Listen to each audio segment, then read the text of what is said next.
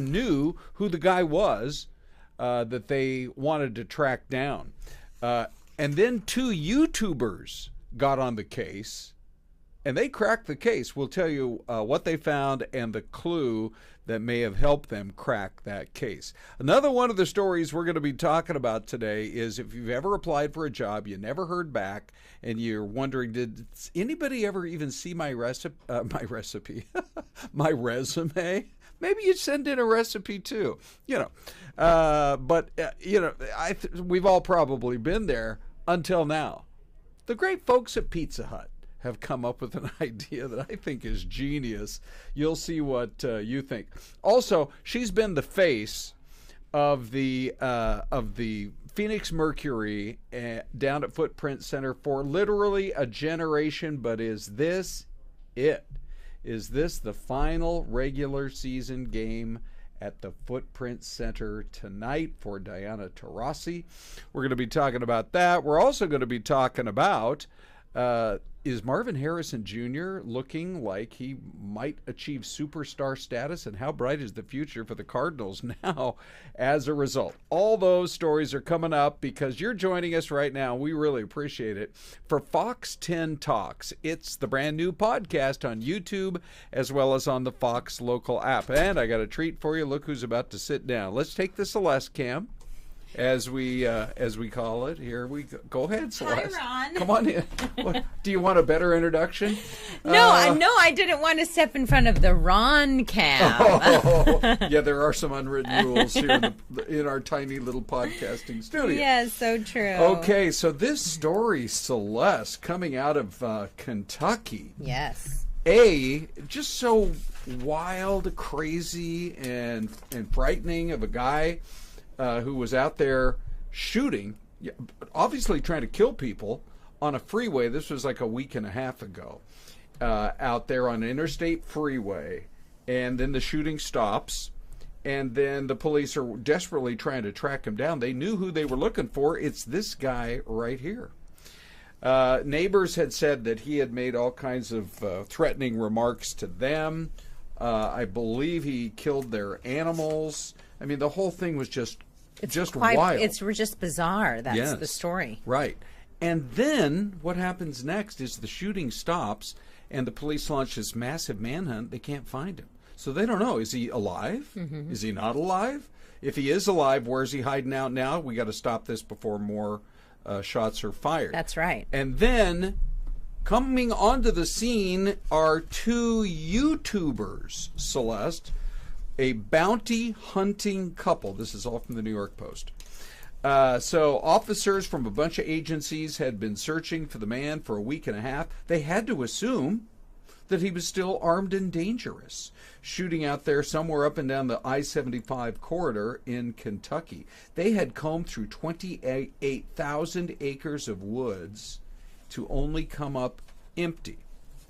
And then this one couple, they call them, they run the Hatfield McCoy Museum Adventures. Yeah. They then get on the case and they find the guy's body. Wild. Isn't it crazy here? Okay, so they are Fred and Sheila McCoy, and they were actually live streaming their search for the suspect, who you see on the screen here. His name is Joseph Couch. He had allegedly texted somebody that he was going to keep shooting until he could, quote, kill a lot of people. In the end, it looks like he killed himself. So they're live streaming the search. There are also police in the area. And all of a sudden, the video shows them, and I thought this was quite brilliant on their part. They shoot up above, and they see these vultures circling in the sky. Wow. And so they head over that way. Mm-hmm. And sure enough, that's exactly right. They then pick up a foul odor of something dead. And then, between the two of them, he shouts out, Fred shouts out, "Oh, found him." He yells out because he knew there were some officers not far away. Here he is. And Sheila, who's running the camera, says, "Oh, my Lanta, you found him." Oh, my Lanta. Oh, my Lanta. That's more old-fashioned talk. It really is. Yeah. Anyway, he said he's deteriorated. Sheila, you can watch her. I don't know if the video's even up anymore, but originally when it was posted, you could see the human legs visible in some kind of fuzzy footage, and she says, "Oh, gross." And then one of the officers in the background shouts, "No pictures," and then they quickly turn the camera off. But these YouTubers crack the case, and guess what? They're going to get $15,000 from the local Crime Stoppers and $10,000 from a private donor. Well, that's a reason to be a YouTuber. Gosh. 15 grand? Yes. Imagine if you were out there helping authorities. Like, think of all the silent witness cases that we have, or the cold cases that investigators are, they need questions, and they need, answers to questions to. Sure. Imagine if you just went out there and were like, what about this? Right. I mean, without breaking any other rules, obviously, Right. or causing any other trouble. Yeah. Well, I think, the beauty of YouTube, we're on YouTube. Mm-hmm. And we get, every day, we get 1,000 people who watch our podcast. Right. Now. It's such a great platform for anything you're looking for. And we take the biggest stories of the day, and basically we just dig into them with a little more depth. We had that story from the New York Post. We've got this next story here that takes us to Sky Harbor Airport. What was the story we had, that it's the most... or the least stressed airport, or the most appreciated airport? We come up nearly on the top of every survey lately. We do. Or like best restaurants at an airport. Yes. We are the friendliest airport. There's signs all over the friendliest. airport that says Correct. that. Yeah. They also need to update that sign that also says least stressful airport. Least stressful. Most appreciated airport. Well, anyway, We do have good TSA agents, by the way. They're I know. always very friendly. So then the question is, who would ever attack a TSA agent? Well, Thank quite you, Ron. a story. A lady from here in the Valley gets hard time behind bars in prison. So the judge yesterday sentenced Micaiah Coleman, there she is, to 4 months behind bars and then 3 years of supervised release, and she's banned from traveling on any airline during that entire time. So the 4 months and then the 36 months. She can't fly anywhere for 3.5 years. Well, do you know what they confiscated and she wanted back? Tell us, Celeste. Apple juice. Was it homemade apple juice? What was I it? understand. You have to pick your battles. You do. That's not a good one to pick. No. No? Right? Apple juice. Right. Well, I'm just thinking Do we maybe it's homemade. Maybe she really put a lot of effort okay. into the homemade apple juice. Right. Maybe. Maybe she was hangry. Okay. You know what I mean? Yeah. Well, apparently she got upset when the agent took her apple juice going through security because it is a prohibited item. By now, I thought we all knew the 3-ounce rule. Yeah. So maybe don't she needed know. to stick it in like 5 3-ounce containers. Okay. Or maybe she thought I only have like 2 ounces in there. We always try to give people the benefit of the doubt Right. here on the podcast. All right. Well, anyway, don't do that. Our airport employees, and especially our TSA people, are just... I just think they're the coolest. I do too. Yeah. All right, Celeste, we are going to go to this next image because the Toy Hall of Fame is out with their new nominees. Now, I want you to think for just a moment. Okay. When you were a kid, doesn't matter if you were 5 or 10 or whatever, what was your favorite toy? But don't apple. Apple. My gosh. Don't answer yet. Look, Apples to Apples, I'm jumping ahead in the script, is one of the new nominees. That's right. Okay, so let's show you what some of the others are, and you can think to yourself whether or not this is legit. So, is that a transformer? I believe it is. Yes, it is. Okay. Is that a balloon? I believe it is. This is like an eye test. It is. It really is. So they, that's all. Those are all on the list, but I really don't think a balloon is a toy. So, do you? I don't, but I do like the idea a little bit because it's cheaper than some of the other. Like You if can I get a could, bag full for $3 or right, something. or go to the dollar store and you get for $1.25 now with inflation, yes, of course. But then your kids end up playing with it. True. Okay, so here's what they're asking you to do. By the way, let's go live, ladies and gentlemen, to Rochester. New York. Stand by. I know we're showing Sky Harbor, but I got the man on the case. It's Kelly Laws. He's amazing. He found me a live picture of Rochester, New York, because that's where well, I guess you could call it the Professional Toy Hall of Fame. Now, it's not that building. That's just the best we could find in their sleepy little downtown in Rochester. But it would be fun to go see this museum, that's for sure. So, Apples to Apples balloons, My Little Pony, can't believe it's not in there yet, Pokemon trading cards, remote-controlled vehicles. I'm surprised that's not in there. RC vehicles? Yes. I mean, folks have been playing with those for a long time. Right? Let's look at some of the other. You got the Hess toys. You got the mini trampoline, and that is a mini trampoline. That's mini with a capital Correct, M. right. That's just for your gerbils or whatever your small Your gerbils. whatever your small pet is at home. Hamsters. Yeah. Anyway, you can vote at, I want to get this right, toyhalloffame.org. Okay. You know, maybe there's a comment section. You can say, don't ask us to vote on balloons. Balloons aren't toys. So, Celeste, what was your fave? Well, I think Barbie's already in there, right? I played with Barbies. Yeah, sure. But I think if I was going to pick something other than Barbie, it would either be Simon or Uno, the game. Oh, Uno. Yeah, I don't know if it's in there or not, but I just remember as a kid, first of all, it was cheap. Again, Yes, I'm right. sorry, but Yes, right. my mom was a single mom, so we played with everything we could get our hands on. Yeah. It was either Uno or Simon, just like Okay. and I'm sure the family loved the sound of that. And in the occasional balloons. Right. Okay. Yeah. Because they're inexpensive. Okay. Well, I said Gumby, and people looked at me like, what was Gumby? I had a little Gumby, the green Gumby. Good. Okay, good. And quick shout out here to we have a few viewers, Ron, who are talking about this. We have Lost Dwarf and Jane Gardner. Oh, where are they from, or what are they saying? We have a few people on here from, let's see, Ultron. I don't know where that. Oh, the Ultron, in front of Ultron. Oh, nice. Yeah. Okay. Whatever that means. The Transform.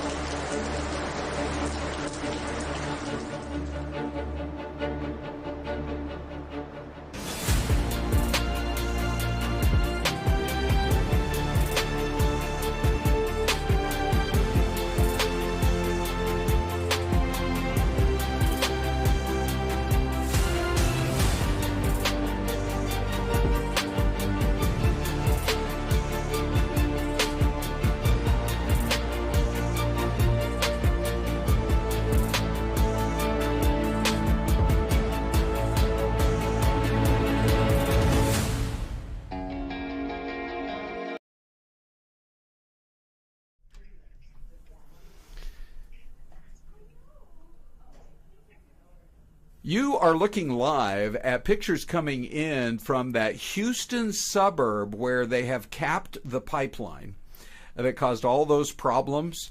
And these are just live images showing you the work they are doing right now to try to get that pipeline up and working again. No doubt you saw the pictures from a few days ago.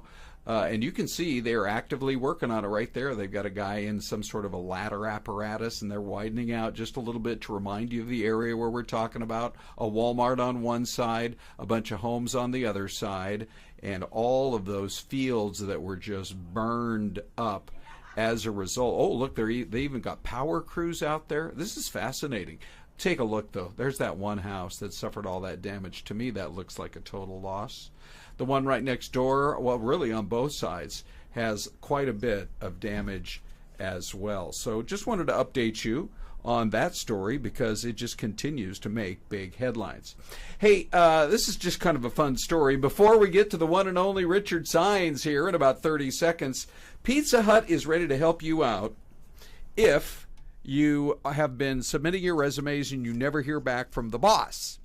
So they are going to print your resume on a pizza box and deliver it to your potential employer. I don't care if he or she got 200 other applications. This one's going to stand out. They say a study proves 75% of resumes are never even looked at by one human. And so they've launched this Pizza Hut resume service, basically. They're rolling it out in New York to see how it works. And then hopefully it comes to the Valley and other locations. Then this is so great. John Doe. Yep.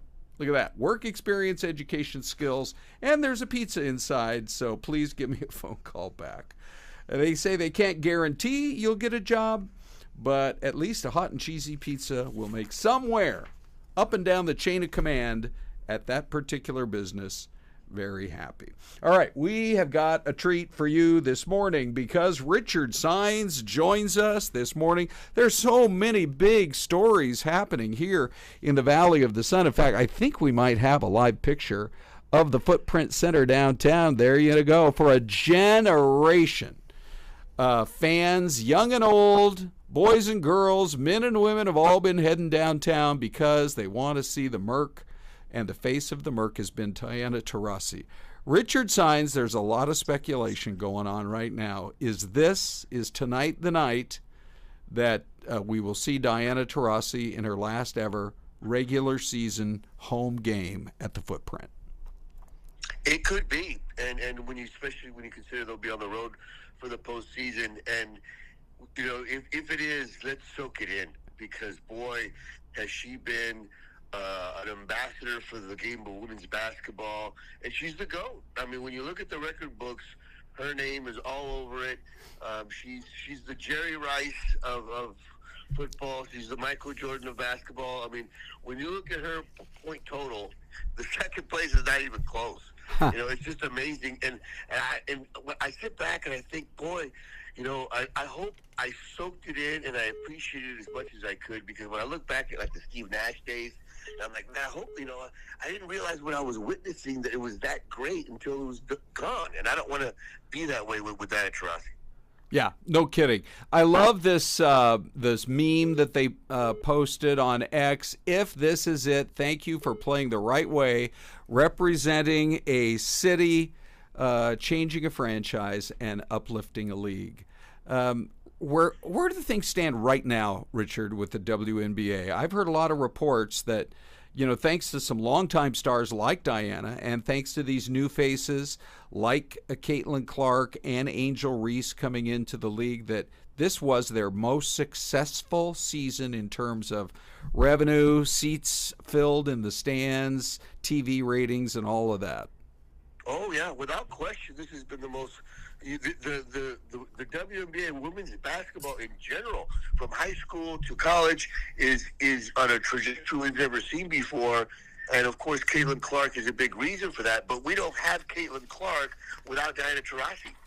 You know, Diana Taurasi was the girl that Caitlin Clark looked up to as a child and said, you know what, I don't want to play volleyball. I want to play basketball because of Diana Taurasi, because of Maya Moore, because of those other players that came before her that inspired her to become the superstar that she is today. And let's not, you know, confuse anything about it. Caitlin Clark's a big, big, big reason, the main reason why the WNBA is so popular right now, and for good reason. She is a phenomenal talent and so much fun to watch. All right, let's talk about our D-backs. I mean, they had to win at least one. By the way, look at this. That's a cool graphic we're showing right now here on the Fox 10 Talks podcast. You've got the Dodgers in first place, the Padres, and then Arizona 6 games back, but sitting pretty, at least fairly pretty, in the wild card standings. This is, as we go to Milwaukee, this is a huge game for them.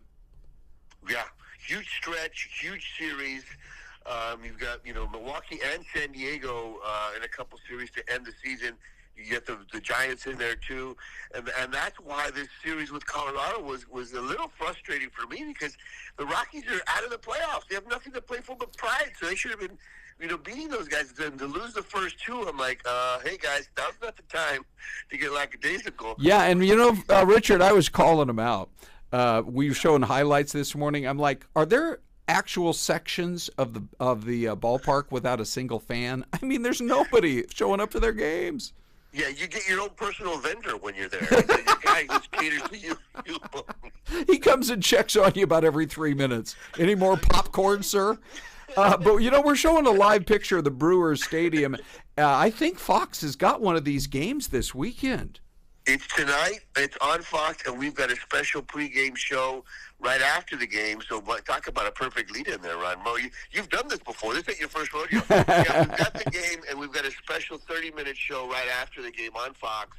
We got some great features we're going to talk about. For example, PitchCom. Are you familiar with PitchCom?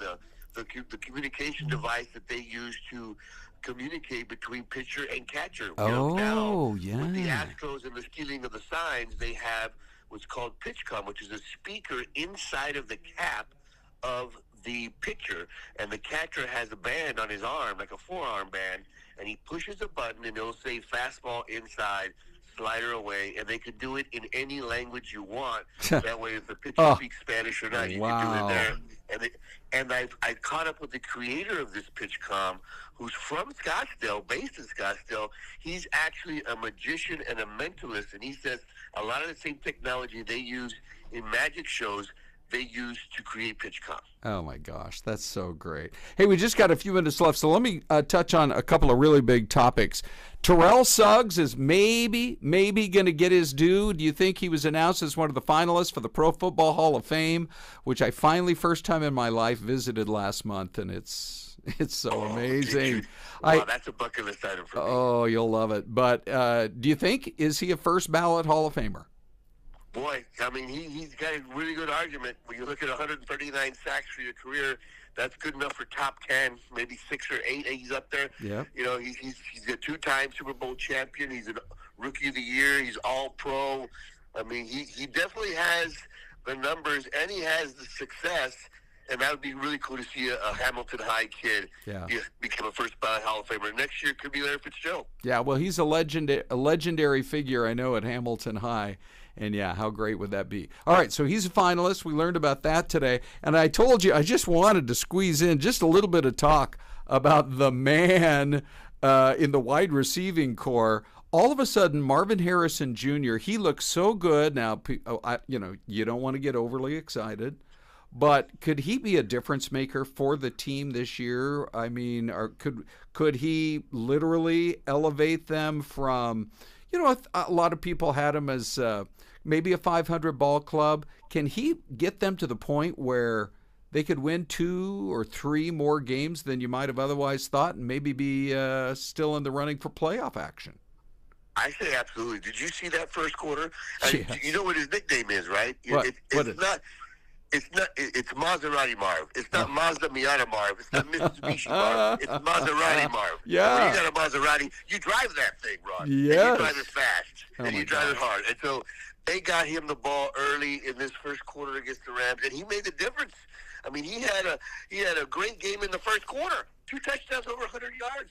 Absolutely amazing. He's a problem for defenses, and the more they get him involved, the better it's going to be for the Arizona Cardinals. The stat that the Cardinals had not beaten the Rams in what was the stat? I mean, The last time they beat the Rams, they were the St. Louis Rams. Last time they beat the Rams at home. yeah. There you go. So it's been a They long didn't score drought. 40 points in one game all year last year. Right. So I mean, it's amazing, and I think it probably woke some people up to realizing around the league and just fans in general, hey, this Cards team really is going to be pretty darn good this year. When you think about it, they had the Buffalo Bills on the ropes in Buffalo. Yep. Then in week 2, Buffalo goes and dismantles Miami, and that's when you start thinking, well, hey, maybe Buffalo's really that good and the Cardinals aren't that bad. Then you look what the Cardinals do to the Rams, make them look like the Lambs, and you're like, hey, maybe the Cardinals are for real after all. Well, and if you take a look at it, now here's what I think is going to happen. You give me your take. I think that all of a sudden defensive coordinators around the league are like, their eyes are wide open. They got to figure out what they got to do to get more either A, pressure on Kyler, or B, probably double team Marvin Harrison Jr. for, probably the rest of the season. But if they do all that, that's going to open up the running game. James Conner could have his best year ever. Right. He's already found the end zone in the first 2 weeks, and the play-action pass comes into play. Oh, by the way, the tight end, Trey McBride, had his breakout year last year. The middle of the field's going to open up for him. So the Cardinals are going to have several options and weapons on offense. It's the defense that's going to be the key. You got to be able to put pressure on the quarterback, which they did against the Rams, and you got to be able to stop the run, which they also did. Hey, as long as Buda Baker, my beloved Washington Husky alum, keeps sacking quarterbacks and then doing those backflips on the field, I'm all about it. For a while there, I thought Washington had a defensive back factory out there. Right and left. Yeah, we're going to come back to it. I mean, Byron Murphy Jr., we loved him when he was here. But Exactly. Richard, we got to run. But for the audience who loves having you here on the podcast, Richard's going to be back tomorrow. We're going to make our picks for the upcoming weekend. All right, buddy. Talk to you tomorrow. Okay, thanks, man. All right, let's go, ladies and gentlemen, to the mystery cam right now. Hang on, I just got to punch a quick button. There we go. Ooh-wee, if that doesn't look nice. I look at those bridges and I think somewhere in the Gulf Coast. Now, here's Syleste had to leave, so I'm just going to go ahead. I'm going to say it's got to be Louisiana, Mississippi, or Alabama. In fact, I think it's Louisiana or Mississippi. So I better say Louisiana. No, I'm going to say Mississippi. All right, here we go. Let me open it up. I'm going to reveal to you, our podcasting audience, the answer. Can you read it? Okay, it is Mississippi. I don't know